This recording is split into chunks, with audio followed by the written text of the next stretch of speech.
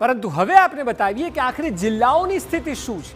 એક તરફ વરસાદથી પરેશાની અને બીજી તરફ વરસાદ બાદની તંત્રની બેદરકારી, આ બંને વચ્ચે મરો આમ જનતાનો થઈ રહ્યો છે। જુઓ જિલ્લાઓની દયનીય સ્થિતિ।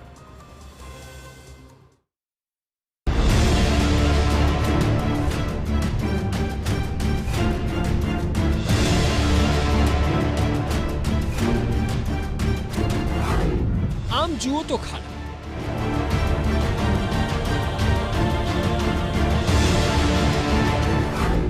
તેમ જુઓ તો ખાડા,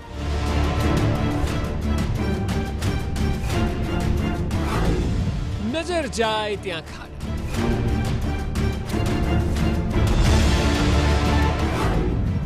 જાણે કે ખાડાનું સામ્રાજ્ય।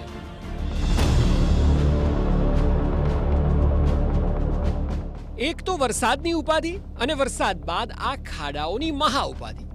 લોકો જાય તો જાય ક્યાં? આપ જે રસ્તો જોઈ રહ્યા છો તે ધોરાજીથી જૂનાગઢ જતા રસ્તો છે। અહીં આખો રોડ જાણે કે તંત્રના વાંકે બીમાર પડી ગયો હોય તેવું લાગે છે।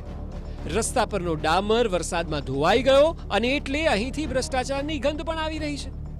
એક એક ફૂટ ઊંડા ખાડા અને અધૂરામાં પૂરું કેટલીક જગ્યાએ ખાડામાં પાણી। પાછું અહીં તો 350 જેટલા કારખાના પણ આવેલા છે।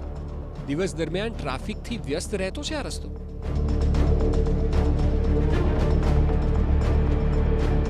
બગડેલા રસ્તાને લીધે વાહન ચાલકોને પારાવાર મુશ્કેલી પડી રહી છે। ઉપરાંત ખાડાને લીધે વાહનોમાં પણ નુકસાન થઈ રહ્યું છે।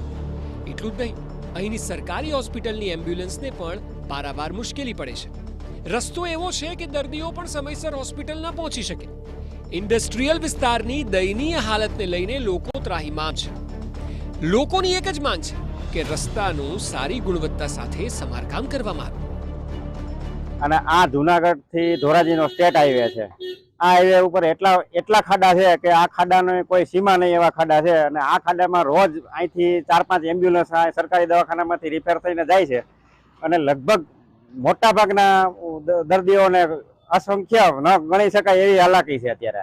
અને રોજ 1-2 ગાડી તો એવી નીકળે છે કે એના ટૂંકમાં કા જમ્પ ફેલ થાય છે અને કા વ્હીલ પ્લેટું ફેલ થાય છે। આ રોડની એવી સ્થિતિ ખરાબ છે કે જો આ સત્વરે ન થાય તો માણસોને હાથ પગ ભાંગી જાય એવી પોઝિશન અત્યારે આ રોડની છે। વિકાસ એટલી હદે છાપરે ચડીને પોકારી રહ્યો છે કે શહેરના કે ગામડાના રસ્તા તો ઠીક, પરંતુ નેશનલ હાઈવે જેવા હાઈવે પણ મસમોટા ખાડાગ્રસ્ત છે।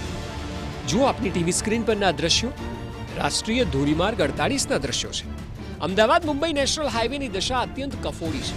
રસ્તા પર એટલા વિશાળ ખાડા છે કે આ હાઈવે મોતનો હાઈવે સાબિત થઈ રહ્યો છે। અહીં વાહન ચાલકોને એ જ ખબર નથી પડતી કે રસ્તા પર ખાડા છે કે ખાડામાં રસ્તો। ખાડાનું સામ્રાજ્ય વાહન ચાલકોને પરેશાન કરનારું છે, પરંતુ આ હેરાનગતિનો ઉકેલ લાવે કોણ, એક મોટો સવાલ છે। આ સ્થિતિને લઈને જ્યારે અમે વલસાડના સાંસદને પૂછ્યું તો તેઓએ પણ સમસ્યાથી વાકેફ હોવાનું કહ્યું અને સંકલનની બેઠકમાં પ્રશ્ન ઉઠાવી ચૂક્યા છે તેમ જણાવ્યું। એની કામગીરી જે રીતના થઈ રહી છે એને સંતોષજનક નહીં હતી। એના કારણે મેં કન્ટિન્યુઅસ આપણે NH48, 848 ને 56ના જે પ્રોજેક્ટ ડાયરેક્ટર છે એની સાથે હું સતત સંકલનમાં હતો અને રોજના હું એમના જેટલા ડેઇલી સ્ટેટસ રિપોર્ટ પણ આપતો હતો। પણ એના પછી પણ મને જે મેં પોતે પૂરું રસ્તાનું નિરીક્ષણ કર્યું છે એ સંતોષજનક કામગીરી નહીં હતી। એના માટે આજે સંકલનમાં મેં આ પ્રશ્નો ઉઠાવ્યા છે। પાલનપુરથી આબુ રોડ નેશનલ હાઈવે પર જ્યારે વાહનો પસાર થાય છે ત્યારે 75 રૂપિયાથી લઈને 485 રૂપિયા સુધીનો ટેક્સ લેવાય છે, પણ હાઈવેની સ્થિતિ તો જુઓ, અત્યંત દયાજનક। ખાડાઓ તો જાણે આ રોડની ઓળખ બની ગયા છે। બિસ્માર રસ્તા પર મુસાફરી કરવી કઠિન બની ગઈ છે।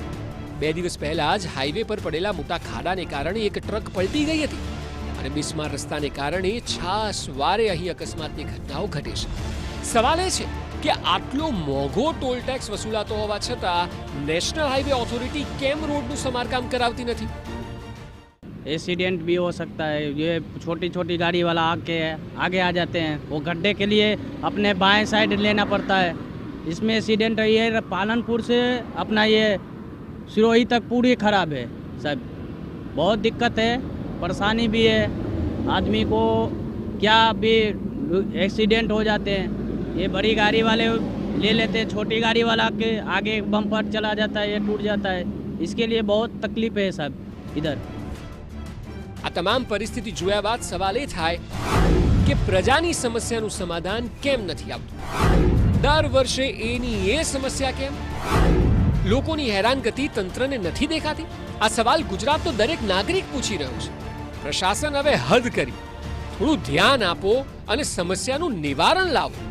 Bureau report, TV9.